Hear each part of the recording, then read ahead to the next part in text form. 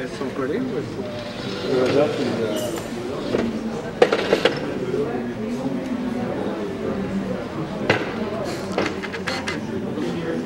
avec le pied, avec le pied. Il y a un peu moins pour alimenter, vous avez vu.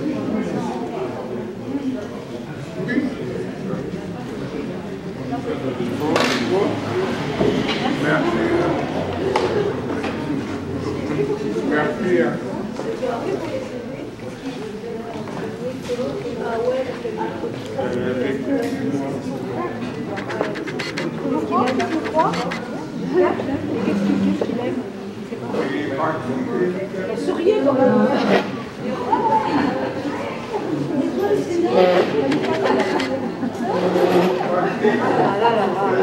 Avec quelle photo après?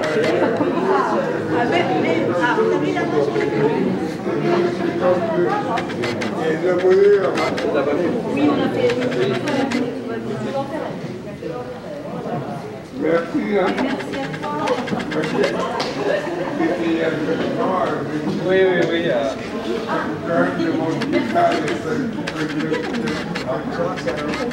Oui. Peut-être demander à Myriam qu'elle nous dise aussi l'exposition photo. Donc il y a l'exposition photo que certains ont vu et que vous pourrez voir ensuite, qui sont aussi sur ces familles de choses et de droits, plus aussi deux portfolios qui sont sur les tables. Donc Myriam. Là, je prends la suite. Et ben moi, l'histoire de ces photos, c'est l'histoire d'une rencontre pour certains. J'ai déjà vu, quand j'ai vu les photos. Voilà, ça fait plusieurs années qu'on se connaît maintenant. J'ai rencontré les amis juste après leur installation, donc on était voisins. Donc c'était en 2012, en 2011, exactement. 2012, donc.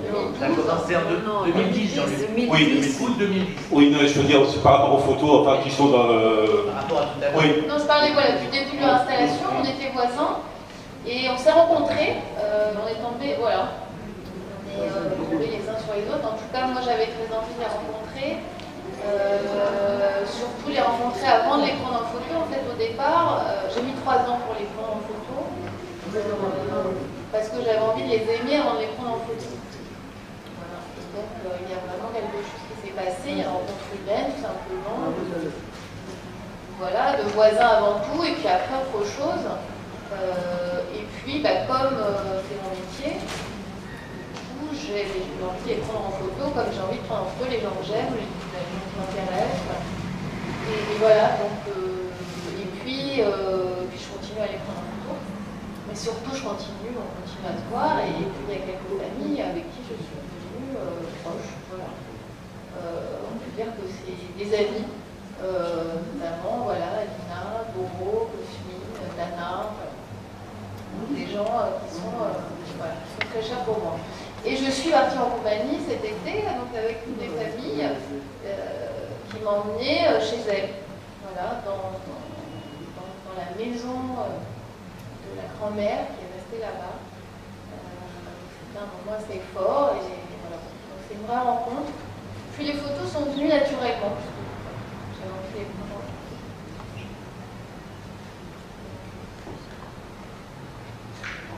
Merci Myriam. Il y a des questions comme... Oui. Est-ce que vous avez d'autres projets de vidéos On a d'autres projets complètement différents, mais aussi moi j'ai l'envie de continuer à avoir quelques-uns des enfants qui sont plus des enfants maintenant d'ailleurs. Je pense à Atita, Narcissa et leurs camarades, là, les trois. Il s'est passé tellement de choses depuis le gymnase, là, tellement de choses intéressantes que j'aurais envie de continuer avec quelques-uns d'entre eux.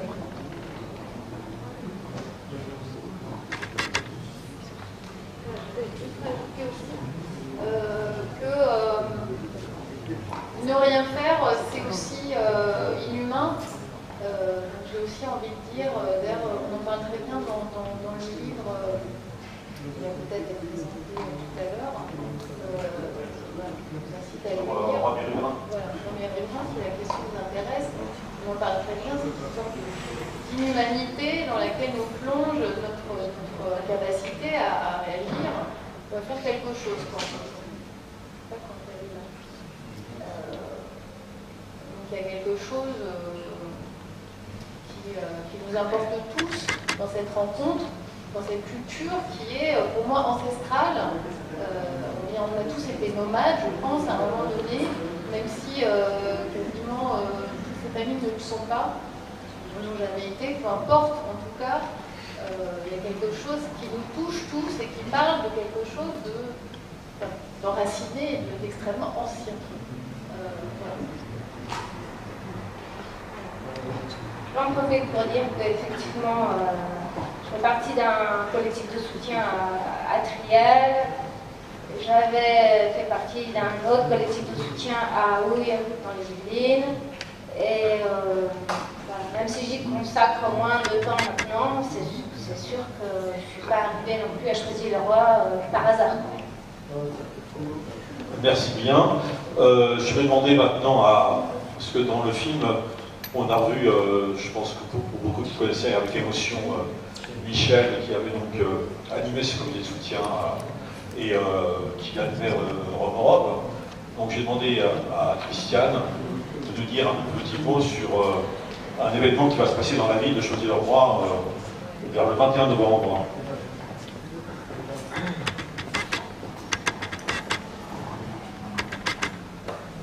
Bonsoir à tous. Michel était mon mari et la commune de Choisy a tenu, et ce depuis le moment où il a disparu, à qu'il y ait un endroit de mémoire pour Michel. Et cet endroit se trouvera à la gare des Gondoles. Il y aura 2 stèles et à l'occasion de la cérémonie qui aura à ce moment-là, il y aura aussi la plantation d'un arbre qui a été offert par des amis par récemment. Donc, ça serait bien que je donne la date. C'est le 21 novembre et c'est à 11h. Donc, je ne vais pas dire beaucoup plus de choses. Il y a des émotions que je pense que tous ces amis que j'ai revus. Donc, je souhaite si vous pouvez à ce moment. Et ce qu'on peut dire aussi, Christiane, c'est que ce lieu dans la ville sera considéré comme un lieu important pour la défense des droits. C'est quand même important de penser qu'il y aura un lieu où la mémoire de Michel sera associée avec les combats qui sont menés sur les droits. Il y en a encore à conquérir, me semble-t-il. Oui, et symboliquement, c'est la semaine de l'anniversaire de la Convention des droits de l'enfant. Et Michel, en plus d'être un militant des droits de l'homme convaincu, était aussi un militant en pédagogie. Tout son combat et tout ce en quoi il croyait s'articuler autour du respect de l'autre, que ce soit l'enfant, l'étranger, les différents. Et je pense que par des temps qu'on voit en ce moment, je pense que ce serait aussi les réfugiés. Et voilà. Merci Christiane.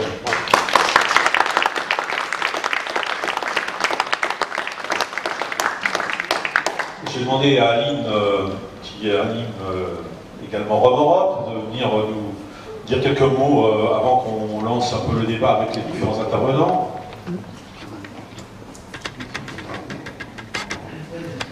Donc bonsoir.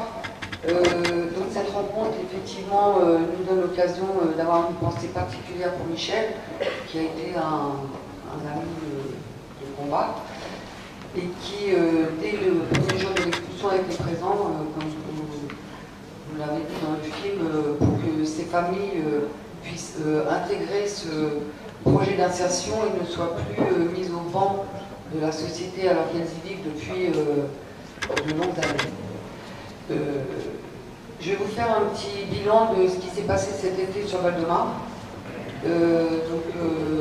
Notre département a subi, comme tous les autres, des expulsions.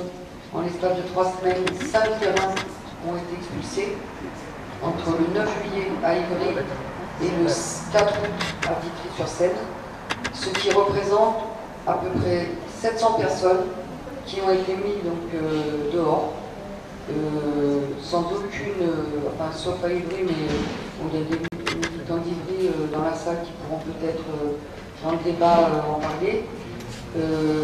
À Paris-Ivry, sur les autres terrains, il n'y a eu aucune solution de mise à l'abri cet été. Donc la rentrée a été un peu compliquée pour tous les enfants. Actuellement, il y a des enfants qu'on a perdus, qui ne sont plus dans les écoles alors qu'ils y étaient l'année dernière. Il y a des enfants qui sont sans doute retournés en Roumanie avec leurs parents et qui, de fait, reviendront dans les semaines ou dans les mois qui arrivent, s'installer sur de nouveaux bidonvilles. Et il y a des familles qui, aujourd'hui, dorment encore dehors. Alors, sur la situation, on va dire, juridique, si on peut parler comme ça, il y a des procédures en cours.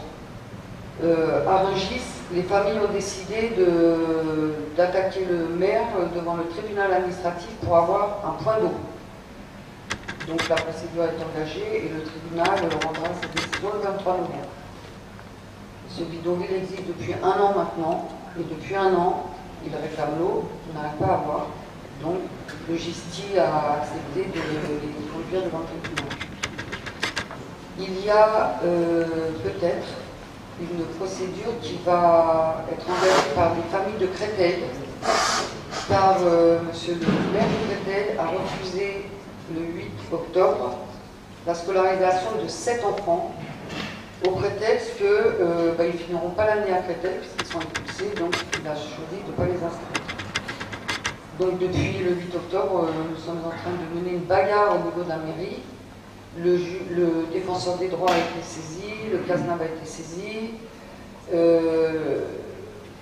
on attend, on espère que les procédures vont aboutir.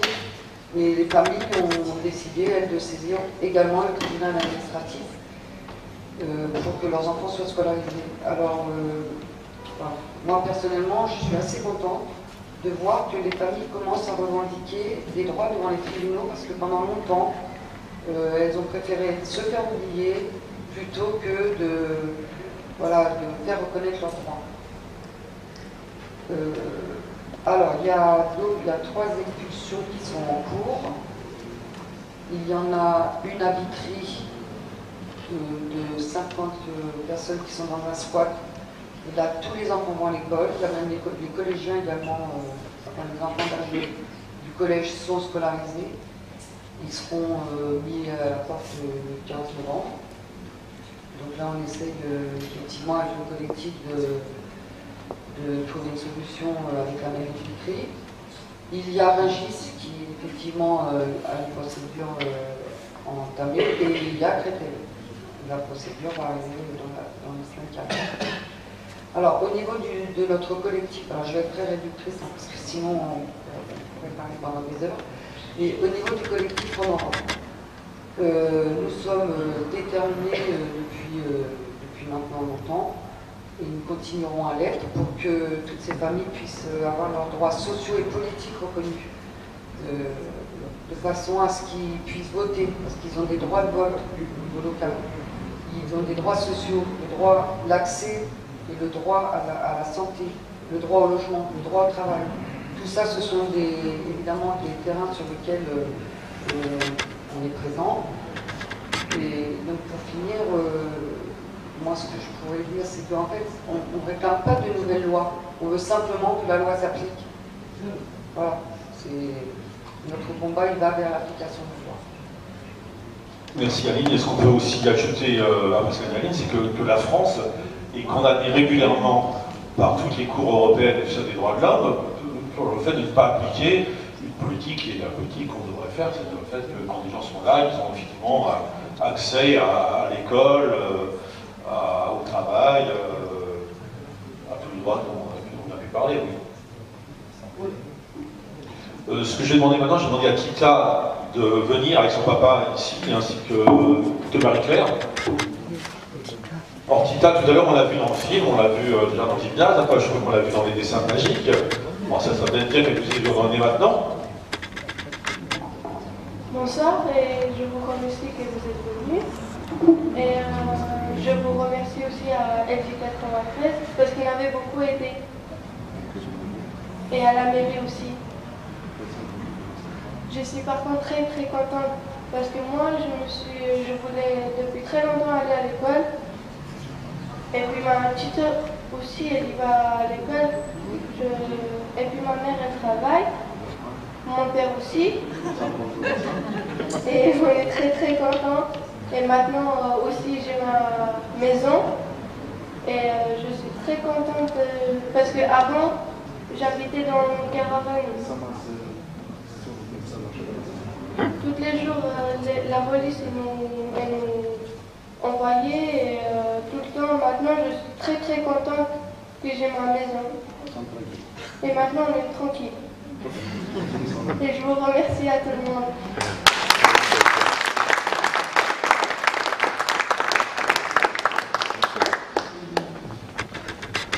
Est-ce que Pablo maintenant peut venir nous parler un peu de l'école, vu que Tita vient d'en parler, du droit des enfants roms à l'éducation, du réseau d'éducation sans frontières par exemple. Merci.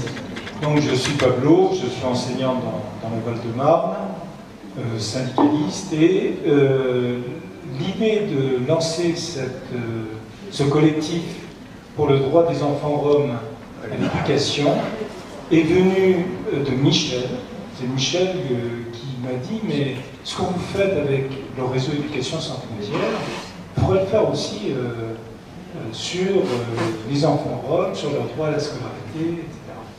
Et donc cette idée a germé à partir de sa pratique, à Choisy-le-Roi et ailleurs, dans le cadre de Rome Europe, de la Ligue des droits de l'homme, etc. Et un petit peu sur le même modèle, nous avons organisé un collectif pour le droit des enfants roms à l'éducation qui reprenait la même problématique du réseau Éducation sans frontières. Non pas sur le séjour, encore qu'au début, les Roumains et les Bulgares n'étaient pas dans le cadre de l'Union européenne pleinement, hein, ils étaient simplement dans la phase transitoire, pardon, mais avec la même volonté d'essayer de mobiliser les communautés scolaires autour des enfants roms, des parents d'élèves, et essayer de faire valoir leur droit à l'éducation. Alors, ça a été cette démarche que nous avons eue et qui a réuni, sur le même modèle que le réseau Éducation sans frontières, premièrement le réseau Éducation sans frontières lui-même, mais aussi les syndicats de l'éducation nationale, la FSU, la CGT Éducation, le Sud Éducation, notamment, les organisations de défense des droits de l'homme et antiracistes, la Ligue des droits de l'homme, le MRAP, etc., et de simples citoyens qui ont envie, je ne compte pas en Europe qui va de soi, hein, qui ont envie de s'impliquer dans cette bataille. Nous avons mené cette bataille à chaque fois qu'on a été alerté sur le fait que des enfants, en âge scolaire, je ne parle même pas de la scolarité obligatoire, en âge scolaire, avaient fait l'objet d'un refus. Nous avons édité une brochure qui est sur la table, que vous pouvez prendre gratuitement, qui rappelle non seulement les conditions de vie réelles lorsqu'on est dans un habitat précaire, en zone vide ou en squat, mais également des droits qui sont attachés au fait que ce sont des enfants. Le droit à l'éducation, c'est pas seulement à partir de la scolarité obligatoire à 6 ans. Comme pour tous les enfants, les parents peuvent inscrire un enfant en mairie si cet enfant a 3 ans ou plus. Il a le droit à l'école maternelle. À partir du moment où les parents le réclament, c'est de droit et la mairie doit être en mesure de proposer une scolarisation. Nous l'avons rappelé. Nous avons rappelé évidemment la scolarité obligatoire, mais ça va de soi. Et nous avons rappelé aussi aux maires ou à l'ensemble des institutions qui traînaient des pieds, comme Aline vient de le dire, le maire de Créteil, mais aussi les institutions, nous avons rappelé que ces droits ne sont pas négociables. C'est-à-dire que le fait qu'il soit prévu qu'un terrain soit évacué, expulsé, peu importe le mot qu'on emploie, n'empêche pas qu'en attendant, les enfants doivent être scolarisés. Ce que le maire de Créteil a l'air d'oublier actuellement. Et nous penchons aussi, au-delà de la scolarité obligatoire, sur l'après, sur la formation professionnelle. Avant de venir là, je voudrais rappeler aussi un autre devoir des maires. Les maires ont le devoir de recenser tous les enfants en âge scolaire de leur commune, qui résident dans leur commune, que ce soit officiellement ou de fait. C'est-à-dire qu'un maire ne peut pas, comme la maire de Sucy-en-Brie l'a dit au tribunal de Créteil en juillet, dire simplement, bah oui, on a le registre des enfants scolarisés. Non, ce n'est pas le registre des enfants scolarisés, c'est le registre des enfants à scolariser, qui sont scolarisés ou qui ne le sont pas. C'est le registre des enfants en âge d'être scolarisés. Et donc, ça, c'est une obligation que nous rappelons aux maires. Mais récemment, on s'est rendu compte que l'un des enjeux de l'intégration, ça n'est pas seulement, même si c'est extrêmement important, la scolarisation des enfants en âge scolaire, c'est l'après. Parce qu'entre 14 et 16 ans, lorsque un collège peut estimer que, bon, c'est plus la peine, et encore, c'est pas au collège de l'estimer, mais même, nous avons parfois des difficultés avec des CIO ou avec des institutions qui considèrent que la scolarité obligatoire étant terminée, l'affaire étant entendue, pas besoin de scolariser, eh bien, la formation professionnelle, c'est un enjeu extrêmement important à cet âge-là. C'est un enjeu extrêmement important entre 16 et 18 ans parce que c'est l'âge de tous les dangers. C'est l'âge où les jeunes filles peuvent subir des pressions, pas de leurs parents bien sûr, mais des pressions sociales qui peuvent conduire à la prostitution. C'est l'âge où on peut vivre d'expédients à défaut de pouvoir vivre légalement, et c'est l'âge où on construit une grande partie de son avenir. Il y a évidemment la scolarité, mais il y a l'après, la formation professionnelle qui permet l'insertion. Eh bien, nous avons décidé au CEDER, donc au Collectif pour le droit à l'éducation des enfants roms, de faire une analyse de ce qui se passe pour cette jeunesse qui n'est plus nécessairement en âge scolaire, ou qui risque de bientôt ne plus être en âge scolaire à partir de 14 ans, et qui doit à tout prix se voir proposer en tout cas une poursuite d'études dans le cadre d'une formation professionnelle. L'enjeu est difficile mais essentiel. Bon voilà, nous en sommes là en ce qui concerne le collectif pour le droit à l'éducation des enfants roms, et nous comptons, évidemment, ce n'est pas des penseurs qui travaillent tout seuls dans leur coin, nous comptons beaucoup sur l'action locale, l'action à la base, l'action des principaux concernés pour arriver à avancer et à imposer un droit effectif à l'éducation pour tous les enfants.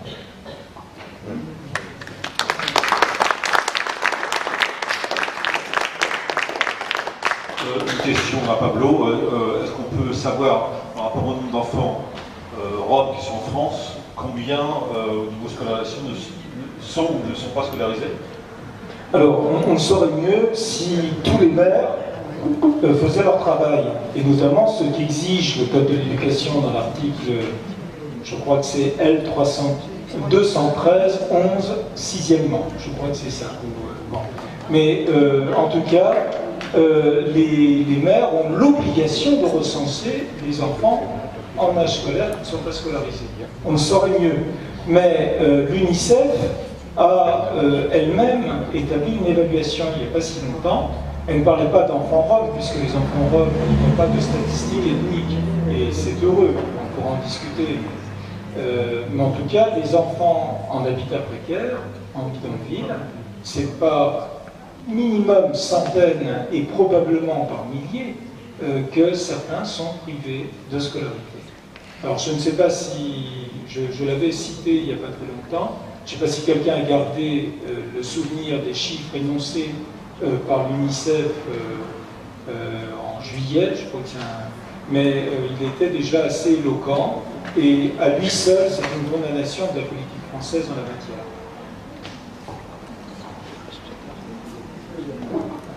Est-ce qu'il y a des questions, des interventions par rapport à ce que vient de dire Pablo?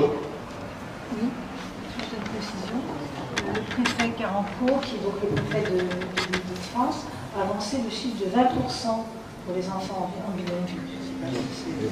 20% des enfants qui seraient scolarisés, inscrits à l'école. Alors, lui, il peut s'appuyer sur une chose. Sur le GIP, il s'appelle sur le GIP. Oui, puis sur les évaluations qui sont faites, enfin, les évaluations. C'est ce qu'ils appellent diagnostic avant une évacuation. C'est en fait un recensement qui ne va pas plus loin que savoir exactement qui on doit expulser, hein, et éventuellement les familles à qui on va donner une certaine priorité provisoire pour un hébergement en hôtel. Mais au moins, il a ces chiffres liés aux évaluations qui sont pompeusement appelées diagnostic social, qui ne sont pas un diagnostic. Il y a au moins ces chiffres qui permettent de savoir ce qu'il en est des lieux où il envoie des personnels faire ce recensement. Mais bon, c'est aussi très mouvant. Nous, on a des remontées, mais des remontées qui ne peuvent être que partielles. Hein, au collectif, au CDR. On n'a pas une vision fixe pour quelque chose qui est d'ailleurs par définition mouvant. Merci Pablo.